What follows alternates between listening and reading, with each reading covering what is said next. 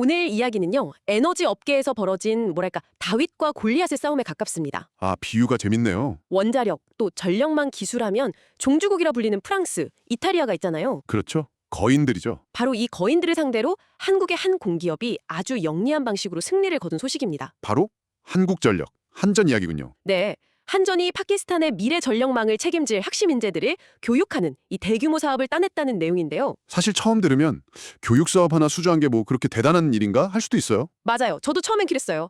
그런데 경쟁 상대가 누구였는지 또 어떤 과정으로 이겼는지를 이렇게 들여다보니까 이야기가 완전히 달라지더라고요. 이건 단순한 계약 한 건이 아니라 어쩌면 세계 에너지 시장의 판도가 바뀌고 있다는 그런 신호일지도 모릅니다. 맞습니다. 그렇죠. 이건 뭐 K-팝이나 K-드라마가 아니라 K-전력이 어떻게 세계 시장에서 통하는지를 보여주는 아주 상징적인 사건이라고 할 수 있습니다. K전력, 좋은데요. 오늘 저희가 함께 볼 자료들을 이렇게 펼쳐보면요.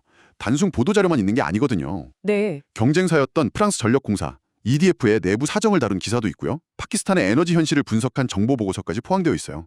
여러 각도에서 볼 수 있겠네요. 네, 이 조각들을 딱 맞춰보면 왜 하필 지금 파키스탄이 유럽의 전통 강호가 아닌 한국을 선택했는지 그 거대한 그림이 보이기 시작합니다. 자, 그럼 그 그림을 한번 맞춰보죠. 먼저 이 경쟁이 대체 얼마나 치열했는지 이거부터 좀 짚어봐야 할 것 같아요. 이게 그냥 동네 입찰 수준이 아니었잖아요. 전혀 아니죠. 그야말로 에너지 기술 월드컵이었습니다. 맞아요.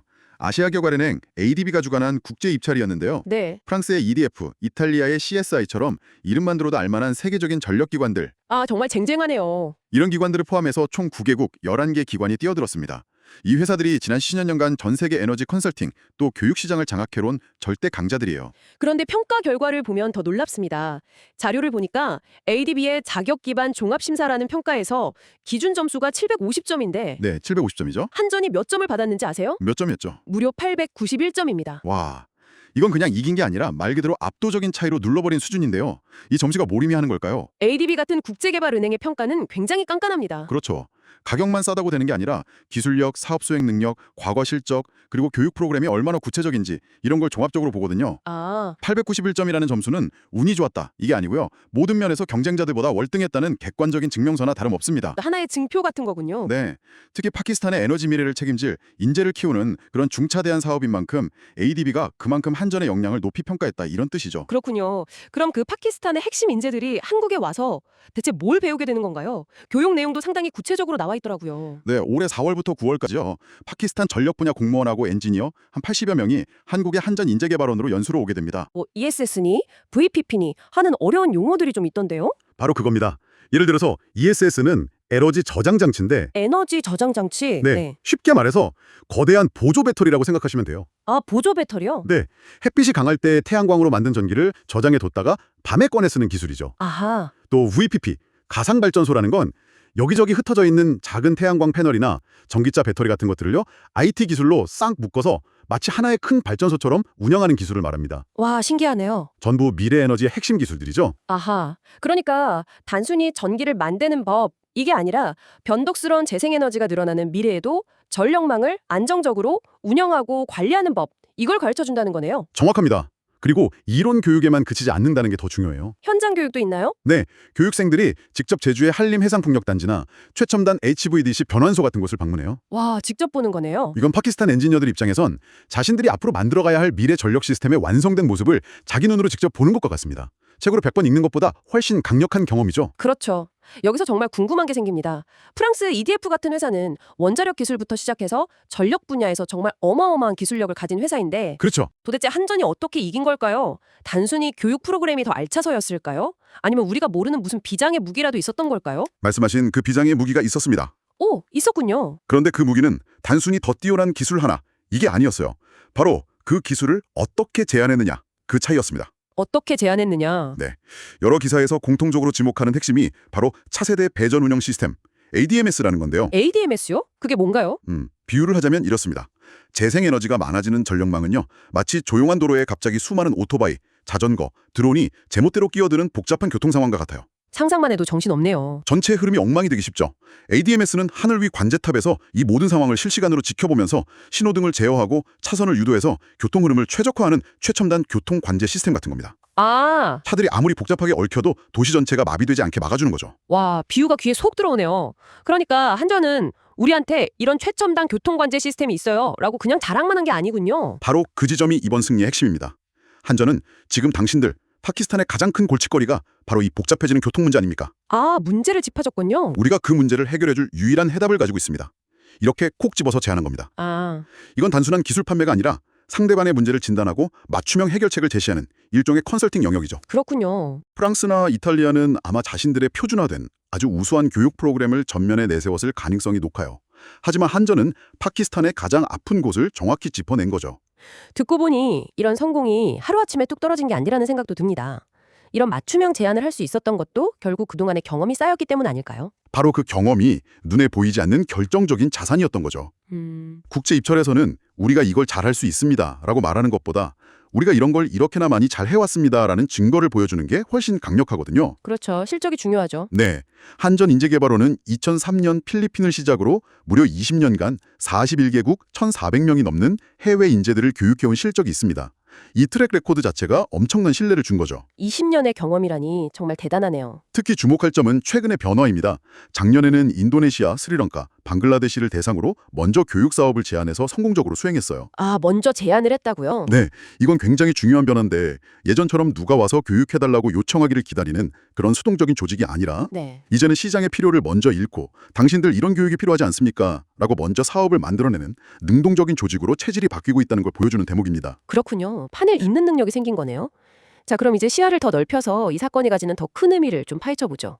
왜 지금 이 시점에 이런 결과가 나왔을까요? 여러 가지 요인이 맞물렸습니다. 우선 한전 내부의 변화를 짚고 넘어가지 않을 수 없어요. 네. 네, 최근 한전이 재무적으로 굉장히 어려운 상황이잖아요. 맞아요. 적자가 심각하죠. 그런데 여러 기사에서 공통적으로 언급하는 게 김동철 사장의 경영 방침입니다. 지금까지 비용만 쓰던 부서도 이제는 수익을 창출해야 한다. 이런 방향 전환이 있었다는 거죠. 아, 이번 수주가 바로 그 대표적인 성공 사례라는 평가입니다. 비용 조직을 수익 조직으로 바꾼다. 이게 구체적으로 어떤 의미인가요? 이게 바로 지식 서비스 수출이라는 건데요. 비유하자면 이런 겁니다. 지금까지 우리가 최고급 F1 자동차를 만들어서 파는 데 집중했다면 네. 이제는 그 차를 한 개까지 몰아붙여서 최고의 성적을 내는 운전 기술, 타이어 교체 노하우, 팀 운임 전략까지, 즉 레이싱팀을 운영하는 노하우 전체를 통째로 가르쳐주고 돈을 버는 거죠. 와, F1 레이싱팀 비유는 정말 강력하네요. 발전소라는 하드웨어를 수출하는 걸 넘어서 지난 수십 년간 쌓아온 전력망 운영 노하우라는 이 무형의 소프트웨어를 새로운 수출 상품으로 만든 겁니다. 하드웨어 판매에서 소프트웨어와 솔루션 판매로 비즈니스 모델이 진화하고 있다는 거군요. 그렇죠. 그런데 이런 변화가 있을 때 경쟁자들의 상황은 어땠는지 살펴보면 그림이 더 명확해질 것 같아요. 특히 그 강력한 경쟁자였던 프랑스 EDF 상황이 심상치 않다고요. 상황이 아주 안 좋습니다. 함께 제공된 프랑스의 EDF 살리기라는 기사를 보면요. EDF가 작년에 무려 180억 유로, 180억 유로요? 우리 돈으로 약 25조 원이라는 사상 최대의 손실을 기록했습니다. 정말 엄청난 액수죠. 25조 원 손실이요? 아니, 세계적인 에너지 기업이 어쩌다가 그런 상황에 처한 건가요? 복합적인데요. 가장 큰 이유는 주력인 원자력 발전소들이 노후화로 인해서 고장을 일으키거나 안전점검으로 멈춰서는 일이 잦아졌기 때문입니다. 아, 발전소가 멈췄군요. 네, 전기를 못 만드는데 다른 나라에서 비싼 값에 전기를 사와야 했죠.